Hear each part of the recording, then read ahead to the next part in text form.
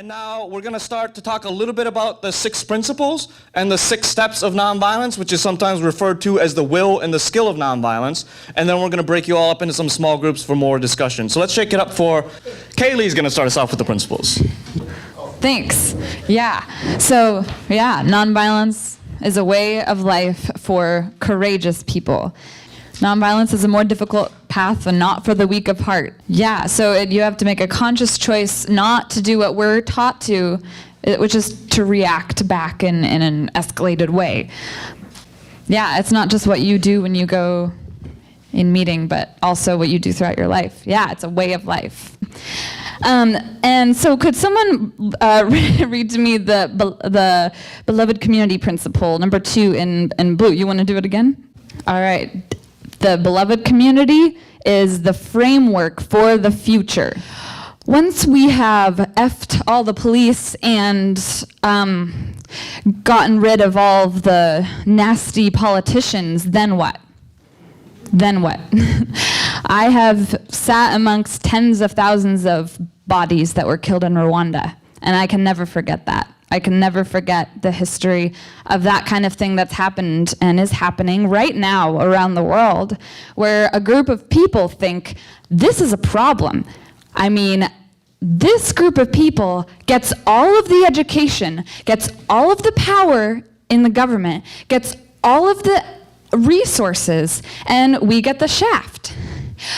We gotta take them down. Well, yeah, that's so important to recognize the discrepancy in who's getting what, and that there is conflict, and that there is a group of people, and there are groups of people that get more than others, and that's not fair, and that's not okay. But what about a vision where we can reconcile, and we don't have to topple and have a seesaw of power, and the solution isn't going around killing that side and everybody who belongs to that group, but is actually including, and our movement is built on a foundation and a framework of the kind of people we want to be, the kind of community that we want to be. That's a beloved community, and that's the kind of nonviolent movement that I think part of what King was talking about. The 3rd principle I'm just going to read is attack forces of evil, not persons doing it. So this goes off of principle number 2. We are definitely, when you are working in your garden and you're, when you see a weed, do you just snip it and you're like, cool, it's done? No, it grows back. So we obviously need to get at the root causes of what's happening. And with the police oppressing people, I see that as the manifestations of a deeper problem. And even if one individual is acting in a horrible way, if they're a genocidal dictator, they themselves, removing Osama bin Laden, removing one person or the people who follow them, the terrorists that we think, the way to fix terrorism is to go and bomb the terrorists who bombed us? Really? Is that fixing terrorism? Just the only reason why they're bombing us is because they're just evil and they like to do that and they hate our freedom fries? I can't see that. And so I really like this pen because it reminds me when I was in Bosnia, there was a women's group that were victims of sexual abuse and in concentration camps during the war in the 90s, and they're doing nonviolence trainings and post-traumatic stress workshops with the community that they're in, but they're also doing the workshops with the women, and then they're doing workshops with the soldiers who raped them. How badass is that? That's pretty courageous, and that is the image that we all need to, it's much more effective to address the causes, not the people. So Mary Lou is going to talk about the next 3 principles. Thank you, Kaylee. Okay, would somebody like to read number 4? Thank you, thank you. Accept suffering without retaliation for the sake of the cause to achieve the goal. Okay, so this morning Kazu spoke about the people who were involved in the lunch counter sit-ins in the 60s who were trying to integrate the lunch counters. And when they were accosted by the local people, they were beaten, sometimes punched, sometimes burned. They sat there with their own quiet dignity and stayed. And it was that dignity that they kept that we remember. That was a kind of example of dramatic kind of accepting suffering for the sake of the cause. Sometimes the suffering isn't dramatic in quite that same kind of way. Martin Luther King used to like to tell the story about a woman, an old woman who was involved in Montgomery bus boycott. And he got worried about her because she was quite old and she had to walk a long way to work. And one time he said to her, you know, if you really need to take the bus, I think it would be all right. And she says, no, I'm not taking the bus. She said, my feet is tired, but my soul is rested. We all know stories of civil disobedience. Many people here have been arrested for some kind of cause that they felt was really important. We go back to the civil rights movement days, the Freedom Riders who were trying to integrate the buses in the South. Many of them got arrested in Jackson, Mississippi, and ended up in Parchman Penitentiary in Mississippi for a long time. People are still getting arrested. It's a way of making a powerful statement, saying, this is something I'm really serious about. Okay, let's go on to the next one. Number 5. Who could read this for me? Avoid internal violence of the spirit as well as external violence. So what do we mean by internal violence of the spirit? So we talked a little bit about what that internal violence of the spirit is. Sometimes I think of it as like emotional violence. You know, when we talk about abuse, we talk about physical abuse and emotional abuse. And sometimes it's a kind of, it can also be emotionally abusing other people, feeling nasty things about them, negative things about them, that it's very easy to feel and be so angry, whether it's the police or other people who are like the people who started with the wars that we feel so angry about. Focus on what yes. So it's so important to be able to keep the focus. So in some sense, it's a practical matter. It helps the movement if you can avoid that kind of internal violence, because otherwise it's like if somebody throws a rock in a demonstration, the news is about the rock. It's not about the cause, and that's that kind of way. It's very distracting. Okay, we're ready to go on to number 6. Who can read number 6 for me? Okay? Thank you. 6. Comments on this one. The universe is on the side of justice. Okay?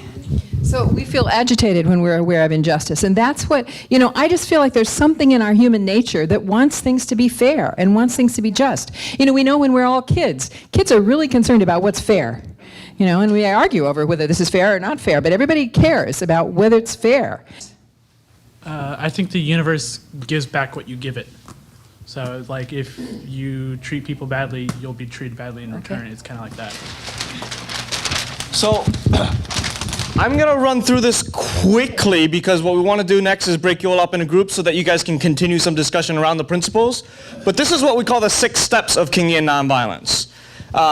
It's how we take all the principles, all the studies on conflict that we learned throughout the workshop and apply them into an organizing campaign or even into our own personal life. The first step is information gathering. When I was part of the Oscar Grant movement, there was a BART board meeting, the board of the BART, which is the transit system, and we packed that boardroom, filled with people. We all had our picket signs and everything, and we had a list of demands. And one of our demands was that they fire the chief of police who was on duty the night that Oscar Grant was killed. So we were in the room, we jam-packed it, we're making all this noise, and later on we found out that the BART board of directors didn't have the authority to fire the chief of police even if they had wanted to. And so because we didn't spend the time to gather that information first, we ended up looking kind of silly, right? And so often when there's instances of injustice, we jump straight to the protest, and we don't gather the necessary information. One of the things we talk about in Kingian nonviolence is that all conflict has history. So when Oscar Grant got shot that night, that wasn't a conflict that started on that platform. But we have to look at the history of police brutality. We have to look at the history between communities of color and the police. We have to look at the history of how the media portrays young black people. All of that contributed to that incident that happened on that one night. So part of the information you need to gather is the history of whatever conflict you're studying. You also need to gather information about the conflict from all of the different perspectives, right? If it was Oscar Grant, from the community's perspective, from the police's perspective. All the perspectives are important. Once you gather that information, you need to put that information in formation so that you can go and educate your community. Make sense? So if you're gonna educate young people, you might want to take all that information, that data that you gathered, and create a youth workshop so that you can go to young people and engage them and educate them about that issue. If you're going to talk to a group of lawyers, you may want to put that information in a little bit of a different formation so that they can really understand the message. So you have to identify all of the communities that you want on your side and figure out the best way to educate that community so that you're developing leaders in all of the different communities that can speak to your issue. Once you educate that community, now, for all the young people in the room, you all know about the Montgomery bus boycott? Oh, yes. Yeah? Do any of the young people know how long the Montgomery bus boycott lasted? 381 days. And a lot of people don't know that. And that's the level of commitment that they had to their struggle, right? They were willing to work for an entire year, and even more than a year. Every single day in the rain and in the cold, and they walked to work. And sometimes, you know, we're only committed to a one-day protest. Like, I'll commit to coming to a protest for a day, and then after that day, I'm just going to go back to living my normal life. So we need to be committed long-term to that struggle. Once you've gathered that information, once you've educated your community, developed leaders, now you have a sense of how long your campaign might take. And you need to develop leaders that are committed to the long-term struggle. Now, there's another piece of this personal commitment part, and you brought it up with the importance of music and the importance of song. In the civil rights movement, when they sang freedom songs, it wasn't just something they were doing to kill time, right? It was something that they were doing to feed their spirits. And without those songs, it's really important to get bitter, because movement work is really difficult, and it's really easy to lose your commitment to the struggle and become bitter. So whether it's singing songs or poetry or meditation or whatever it is, as movement leaders, we need to make sure that we're designing activities as a core part of the movement that keeps people's spirits lifted and that keeps people personally committed to the cause. Once you've done that, you move on to negotiation. Even in a war, in an all-out armed conflict, that conflict is resolved when the two sides finally decide to come together and talk over a table. Negotiation, dialogue is where all conflict is resolved. But in Kingian nonviolence, we believe that, first of all, in negotiation, we have to find a win-win solution, right? Because when you're negotiating, what happens when one side gets everything that they want and the other side gets nothing? Is the conflict really reconciled? Oh, because the person that lost everything is going to want to come back and get more the next opportunity that they can. So you have to find solutions where both sides feel like they gain something. In Kingian nonviolence, we also believe that only equals can negotiate. Because if one side has more power and more authority than the other, they can refuse to negotiate with you, or they can sit at the table and say, okay, we've heard all your concerns and we don't really care. This negotiation, this conversation is over. Right? So only equals can negotiate. And when there's a power imbalance, when one side refuses to negotiate with you or refuses to have a genuine negotiation, that's when we move on to step 5, direct action. Now, this was a crazy thing that I learned when I was first going through this workshop, is of all the 6 steps, direct action is actually the only one that's not a necessary component to a campaign. Because if you can resolve your issue by talking about it, there's no need to move to a protest. But oftentimes, all we think of is the protest. But a direct action is something you use to give yourself leverage so you can go back to the negotiating table as equals. Right? If your mayor refuses to meet with you, maybe if you get 5,000 people to sit out in front of their office, maybe then they'll meet with you.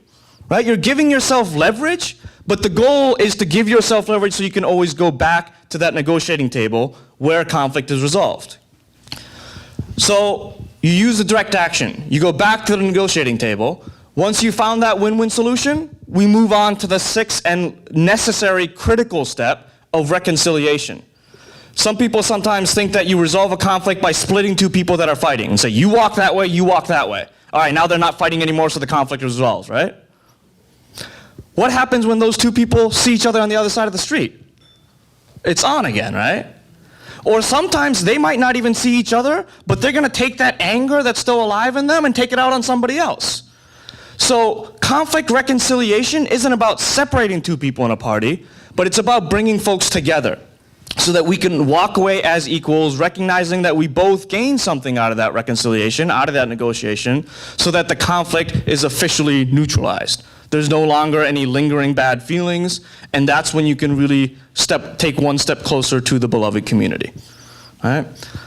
Any questions on the 6 steps? I know I went through it really, really quickly, but a couple comments. Yeah, I'm a little confused about the requirement that power be equally shared among people negotiating.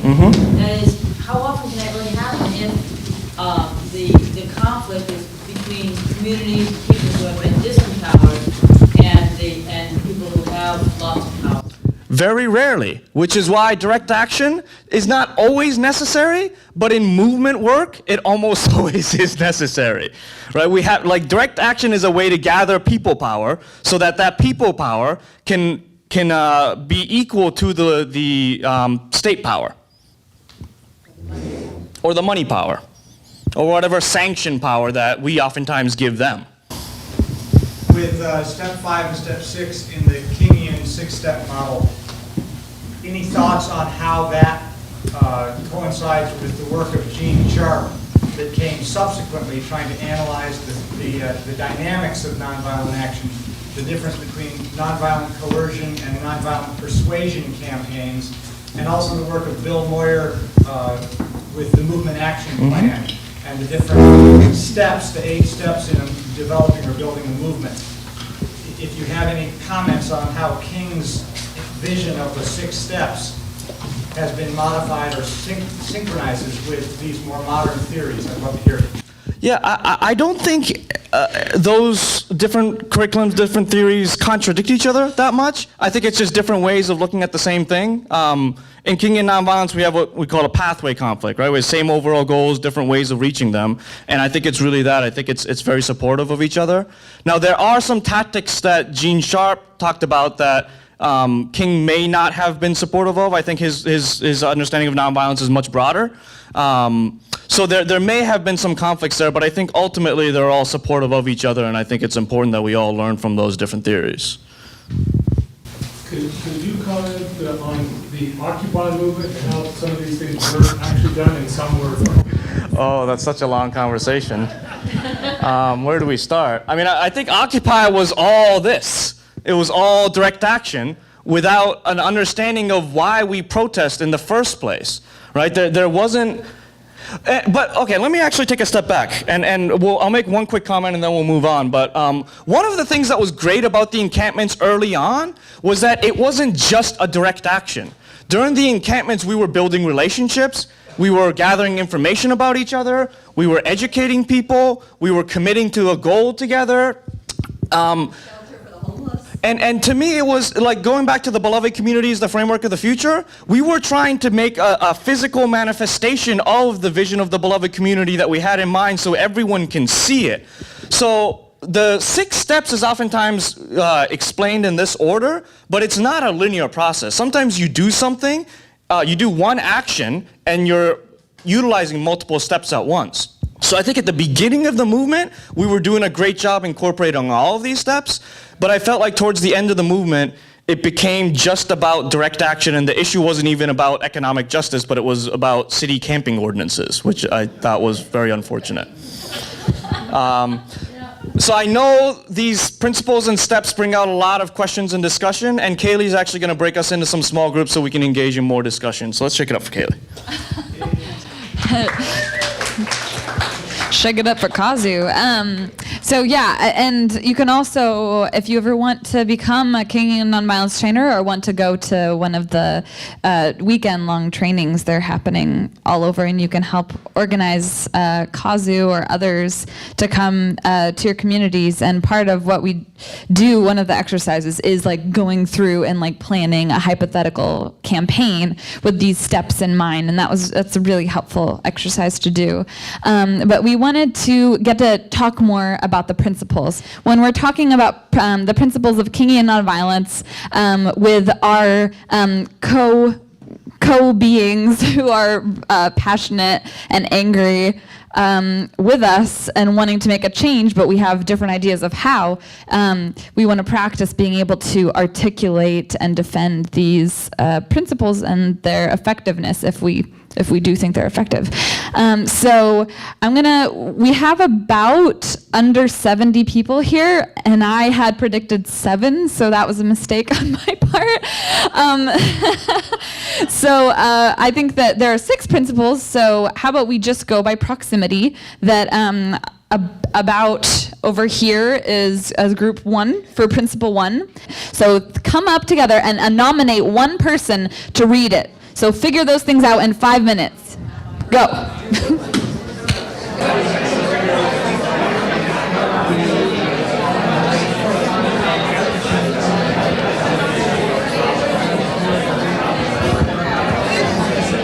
What's the principle? You need to do the principle. Yes, read The principle is the universe is on the side of justice.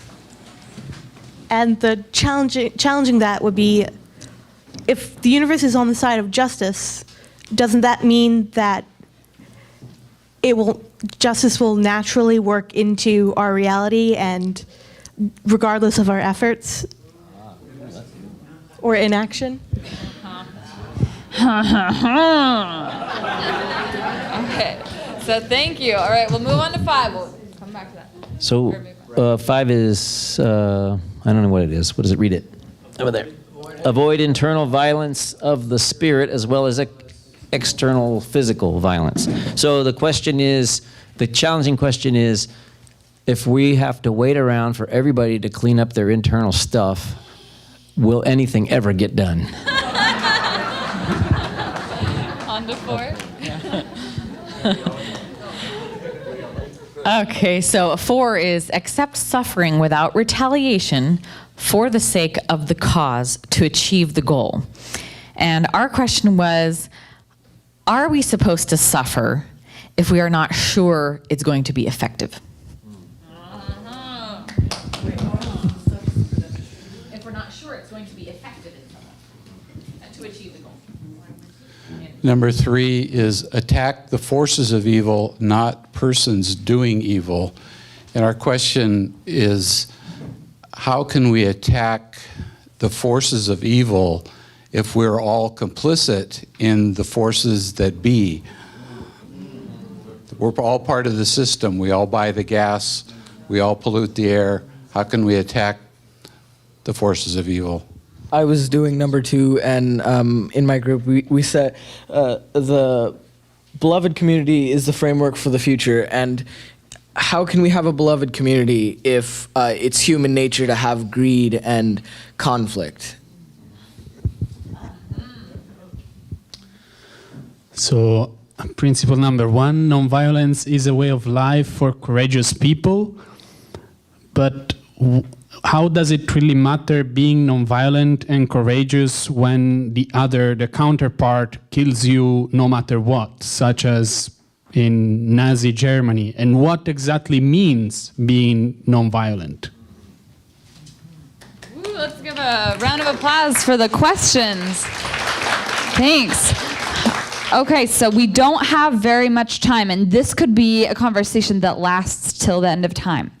So we are going to practice as if you are in a sit-in. And there are people coming up to you asking these questions. So now it's right back at you. Sorry, spokespeople, you're also the expert panelists at a sit-in. And we're gonna, as soon as you think of the other number 3, you should also talk about the question. Did you think of it? I maybe as we come to it. Okay. So, some from your group? Maybe to remove the despot would have prevented millions being killed in Germany and Cambodia and Guatemala, and remove the tyrant and the despot who is putting forth all the policies that aim to kill innocent people and oppress innocent people. Take out that one, and maybe we'd have justice. Okay, so maybe removing the dictator or the despot would actually have prevented the lives being lost. So we're going to get a volunteer for each principal to come up and politely harass the sit-in members. And the sit-in members have the hardest job ever. They have to answer in 30 seconds. And then you get to go out and discuss this in depth, which it has to be done. So you were number 6, right? So you are going to be defending number 6. And you have to tell someone, actually, sorry, I said it wrong. You're going to be defending number 5. If you remember what we'll remind you number 5. And then someone from your group comes up, who is in your group? So let's have a volunteer come up and ask that question. 5 or 6? Of 6. Of 5, I'm sorry. I clearly thought this through. Group 5 will be asking about principle number 5. Yes. And then we'll come back to you. Sorry about this. So Defend the same thing that we asked, or are we going to defend her? we're going to be... your group develops a question, so who developed the question for principle 6? Okay, so you're going to ask a question about principle number 6 to the people, to you. Sorry about that. I know, that was confusing because I was confusing. Okay, so one volunteer from this group. You're role playing. So the question was, yeah, you're going to harass. Ask her the same question she just asked. Yes. And she's going to try to address it as if she were in a sit-in. So if the universe is already on the side of justice, what's the point of you guys demonstrating here? If it's just let's go have a beer. And this is an experiment in putting people on the spot that shows that it's hard to answer these complex questions.